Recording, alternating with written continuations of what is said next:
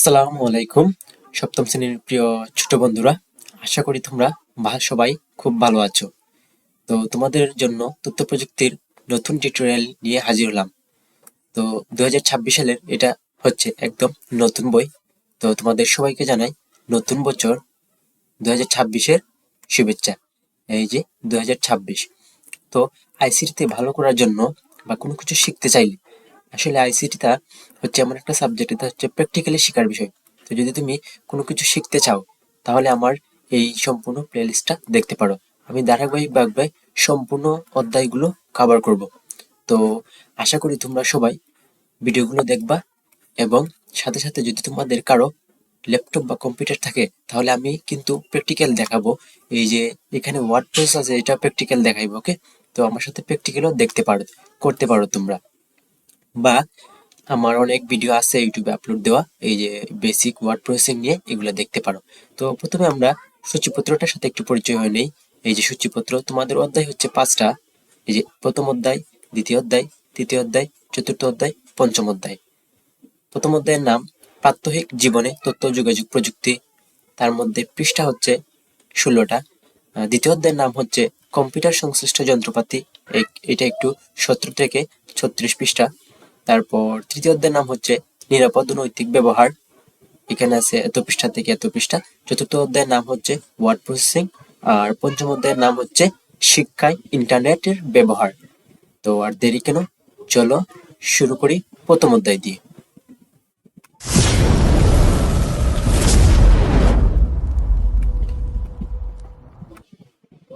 প্রথম অধ্যায়, প্রাত্যহিক জীবনে তথ্য ও যোগাযোগ প্রযুক্তি, অর্থাৎ আমাদের দৈনন্দিন জীবনে তথ্য প্রযুক্তি কিভাবে ব্যবহার করা হয় বা কি কাজে আমরা ব্যবহার করি তার সম্পর্কে এই পাঠে আলোচনা করা আছে।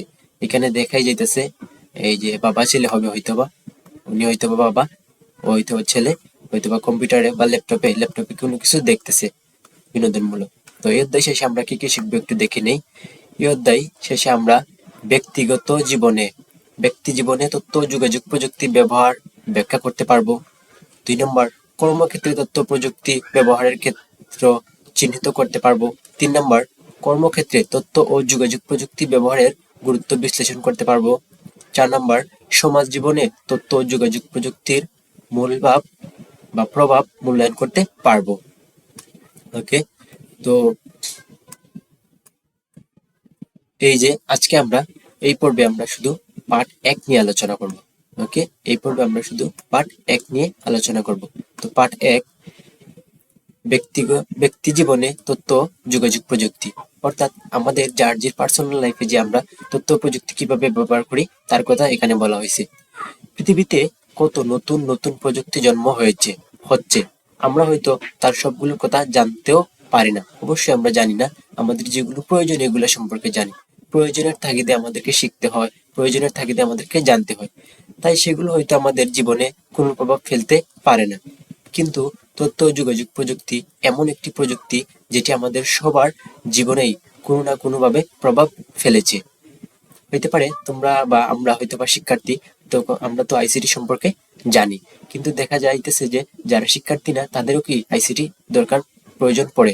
যেমন কোনো জন্ম নিবন্ধন তৈরি করতে হলে মোটামুটি এই যে প্রথমে কি করতে হয়, কম্পিউটার অফিসে যেতে হয়, গিয়ে কি করতে হয়, আবেদন করতে হয়। এই যে এই আবেদনটা কি, যে এখন এই আইসিটির আওতায় পড়ে গেছে। আগে কি করতে হইতো, এই যে বুট তুলতে আসতো মানুষ, তখন আমরা কি তুলতাম, বুট তুলতাম। প্লাস হচ্ছে এই যে সিটি কর্পোরেশন হলে কি যাইতাম, সিটি কর্পোরেশন অফিসে গিয়ে নাম, বাবার নাম, পিতার নাম দিয়ে আসতাম। এখন এগুলো করতে হয় না, এখন ওগুলো আমরা কম্পিউটারে করে ফেলতে পারি। তো দেখা যায় আইসিটিটা শুধু যে সবার জীবনে কোনো না কোনো ভাবে প্রভাব ফেলে। পৃথিবীতে মনে হয় একজন মানুষকেও খুঁজে পাওয়া যাবে না যে কোনো না কোনো ভাবে এই প্রযুক্তি ব্যবহার করেনি, কিংবা তার জীবনে তথ্য প্রযুক্তির কোনো না কোনো পরিবর্তন আনেনি। অবশ্যই অবশ্যই এনেছে। ওকে, তারপর তথ্য ও যোগাযোগ প্রযুক্তি শুধু যে রাষ্ট্রীয় বড় বড় বিষয়ে কিংবা আন্তর্জাতিক জগতে ব্যবহৃত হয় তা নয়, একেবারে সাধারণ মানুষের জীবনে সেটি ব্যবহৃত হয়। এই যে একটু আগে বললাম, তুমি যদি চোখ মেলে চারদিকে তাকাও, দেখবে তুমি দেখবে তোমার চারপাশে তোমার পরিচিত মানুষেরা, তোমার আত্মীয় স্বজন, তোমার স্কুলের শিক্ষকরা, তোমার ক্লাসের বন্ধু বান্ধবরা, এই যে এখন তুমি আমার ভিডিও দেখতেছো, কিসের মাধ্যমে দেখতেছো? হয় মোবাইল থেকে বা কম্পিউটার বা ল্যাপটপের মাধ্যমে। তো এইটাও কি পড়ে? একটা আইসিটির ব্যবহারের মধ্যে পড়ে, ব্যক্তিগত জীবনে আইসিটি ব্যবহারের মধ্যে পড়ে। এবং তুমি কোনো না কোনো ভাবে এই প্রযুক্তি ব্যবহার করেছো। এই যে তুমি এই মুহূর্তে এই লেখাটি পড়ছো, সেটি কেউ একজন লিখেছে তথ্য প্রযুক্তি ব্যবহার করে, সেগুলো ছাপা হয়েছে, তোমার সামনে আনা হয়েছে এবং তুমি এখন পড়ছো। এই যে আমি আমি কার কাছ থেকে আনছি? অন্যজনের কাছ থেকে আনছি। আবার তোমরা কি করতেছো? আমার কাছ থেকে দেখতেছো বা শুনতেছো। এরকম কত উদাহরণ দেওয়া যাবে, কল্পনাও করতে পারবেন। এই যে একজন ব্যক্তি মোবাইল ফোনে যোগাযোগ করার চেষ্টা করতেছে, হয়তোবা প্রেমিকাকে ফোন দিতে পারে বা বাসায় ফ্যামিলি মেম্বার কারো কাছে ফোন দিতে পারে। যাই হোক, উনি ফোনের মাধ্যমে অন্য কারোর সাথে যোগাযোগ করার চেষ্টা করতেছে। স্মাইলিং ফেস, মনে হইতেছে প্রিয় মানুষই হবে। ওকে, তারপর আমরা এখন দেখি এখানে কি বলছে। এখানে এই যে ফ্যামিলি মেম্বার সবাই মিলে কি করতেছে? এই যে টেলিভিশন বা টিভি দেখতেছে। তো এখন টিভি, ফ্যামিলি নিয়ে তো এখন বিভিন্ন অনুষ্ঠান দেখাই যায় না, শুধু আহ, অনেক কিছুর কারণে। তো সব থেকে বেশি যেটা ফ্যামিলি নিয়ে এখন দেখা যায়, এটা হচ্ছে সব থেকে ঐতিহ্যবাহী আমাদের ইত্যাদি। ইত্যাদিটি ইত্যাদি এই অনুষ্ঠানটা এখনো কি ফ্যামিলি ওরিয়েন্টেড রয়ে গেছে। আর এখন বর্তমানে যে নাটক, ছবি, এগুলো কিন্তু ফ্যামিলির সাথে দেখা যায় না, বিভিন্ন কারণে। ওকে, তো এখন আমরা পড়ি। একজন মানুষের জীবনে তথ্য ও যোগাযোগ প্রযুক্তির কি কি ব্যবহার হতে পারে তা একটি তালিকা তৈরি করার চেষ্টা করলে সেটা মনে হয় কোনোদিন শেষ করা যাবে না। অবশ্যই শেষ করা যাবে না। তালিকা তৈরি করতে করতে করতে করতে খাতার পেজ শেষ হয়ে যাবে, কিন্তু তালিকা তৈরি করা শেষ হবে না। কিন্তু একটু চেষ্টা করে দেখলে কেমন হয়? অন্তত পক্ষে গুরুত্বপূর্ণ কয়েকটা চেষ্টা করে দেখা যাক। গুরুত্বপূর্ণ কয়েকটা, যেগুলা চোখের সামনে পড়ে, এগুলাই আমরা চাইলে লিখতে পারি। ব্যক্তিগত যোগাযোগ, তো এখানে লেখাই আছে এই যে টেলিভিশন এখন বিনোদনের সবচেয়ে বড় মাধ্যম, টেলিভিশন। ওকে, তো ব্যক্তিগত জীবনে যোগাযোগ, ব্যক্তিগত যোগাযোগ, তথ্য প্রযুক্তির ব্যবহারে প্রথম উদাহরণ হতে পারে ব্যক্তিগত যোগাযোগ। আমাদের চারপাশে প্রায় সবার কাছেই এখন মোবাইল টেলিফোন রয়েছে।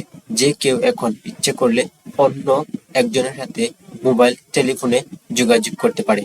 তোমরা নিশ্চয়ই অনুমান করতে পারছো পারছো যে মানুষের কোনো মানুষের সাথে টেলিফোনে যোগাযোগ করতে পারার কারণে আমাদের জীবন মান এখন অনেক বেড়ে গিয়েছে। অনেক পরিশ্রমে, অনেক কম পরিশ্রমে আমরা এখন অনেক কিছু করতে পারি, যেটা আগে কল্পনা করতে পারতাম না। সাপোজ, এই যে মনে করো তোমার বাসা আমার বাসা থেকে 10 কিলোমিটার বা 20 কিলোমিটার দূরে। তখন তোমাকে আমার একটা কথা বলার ছিল, তখন আমার কি কি করতে হইতো? যে তোমার বাসায় যেতে হইতো, বা আমার আমার সাথে যদি তোমার কোনো দরকার থাকতো তখন আমার বাসায় আসতে হতো, যেটা ছিল অত্যন্ত কি সময় সাপেক্ষ এবং আহ, ব্যয়বহুল। তো এখন দেখা যায় কোনো একটা প্রয়োজন হলে আমরা কি করি? আমরা ফোনের মাধ্যমে যোগাযোগ করতে পারি, হোয়াটসঅ্যাপ, এই যে ইমো, তারপর বিভিন্ন সোশ্যাল মাধ্যমে আমরা কি করতে পারি?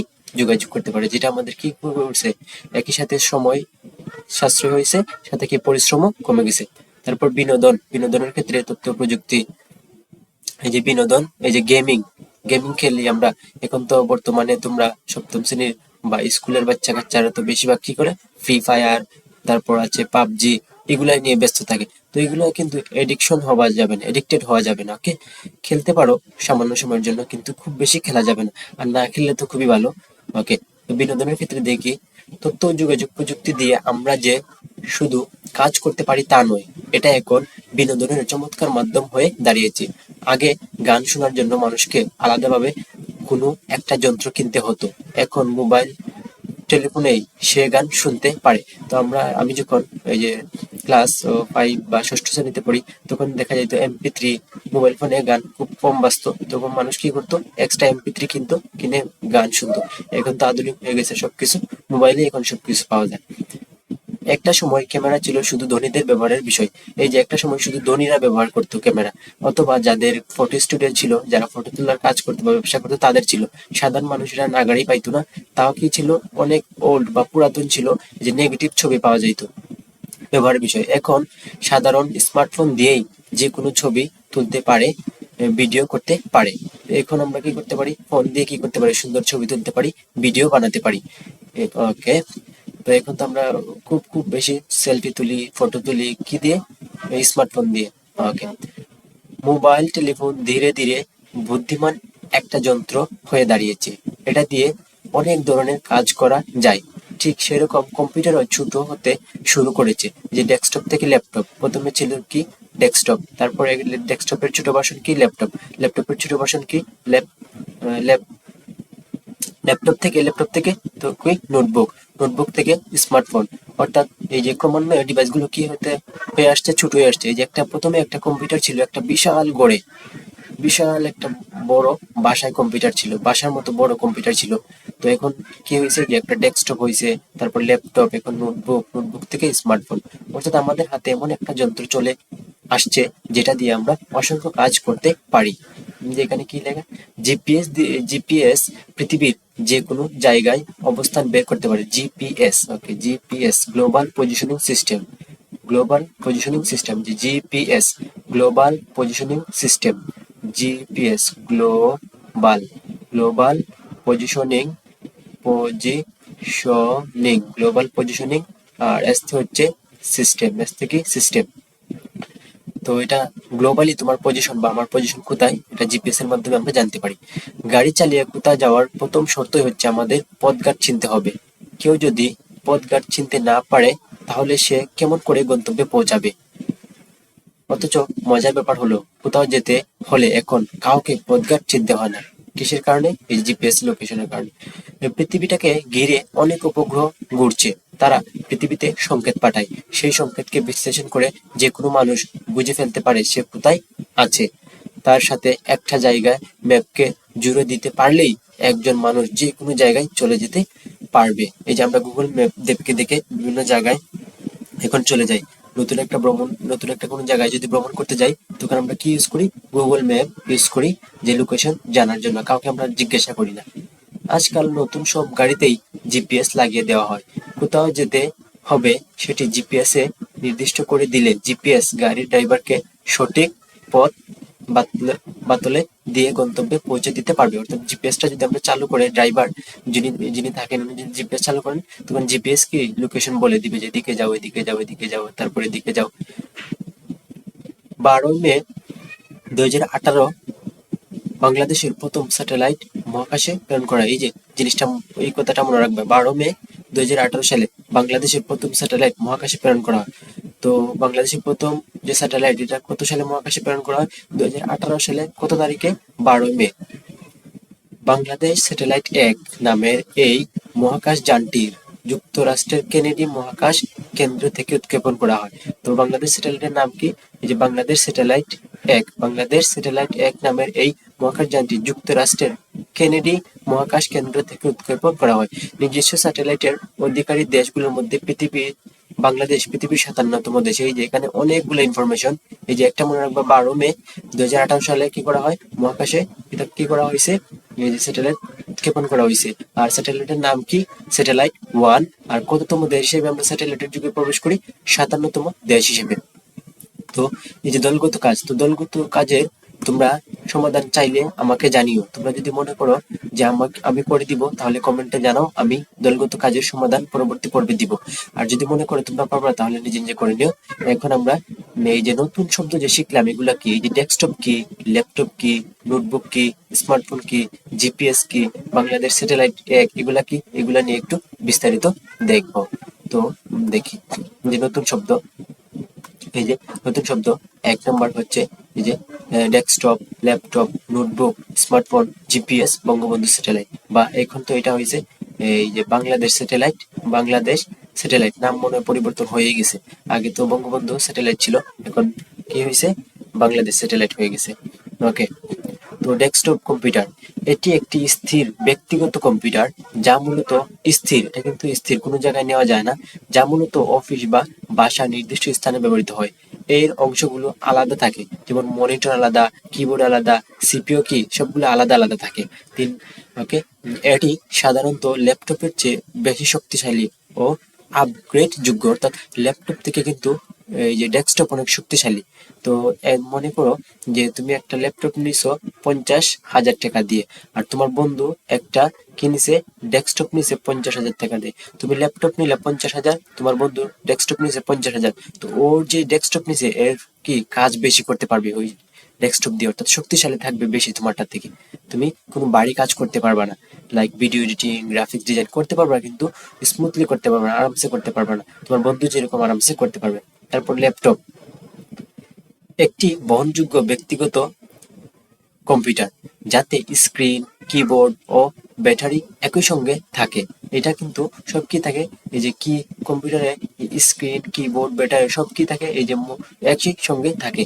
এটি সহজে বহন করা যায়। এই যে ল্যাপটপের একটা সুবিধা এটাই, এটা যে কোনো জায়গায় কি করা যায়, বহন করা যায়, এবং বিদ্যুৎ সংযোগ ছাড়াই ব্যবহার করা যায়। বিদ্যুৎ চলে গেলেও এটা কি আমরা ইউজ করতে পারি, যা শিক্ষার্থীদের বা ভ্রমণকারীদের জন্য সুবিধাজনক। অর্থাৎ মনে করো তোমার বাসায় কারেন্ট নাই, তখন তুমি কি করতে পারো, ল্যাপটপ থাকলে তুমি ল্যাপটপ চালাইতে পারবে। আর তোমার বন্ধু যদি ডেস্কটপ ইউজার হয়, ও চালাইতে পারবে না, হয়তোবা এই যে আইপিএস বা ইউপিএস দিয়ে অল্প সময়ের জন্য চালাতে পারবে, 10-15 মিনিট বা, কিন্তু তোমারটা চলবে। ওকে, তারপর হচ্ছে নোটবুক।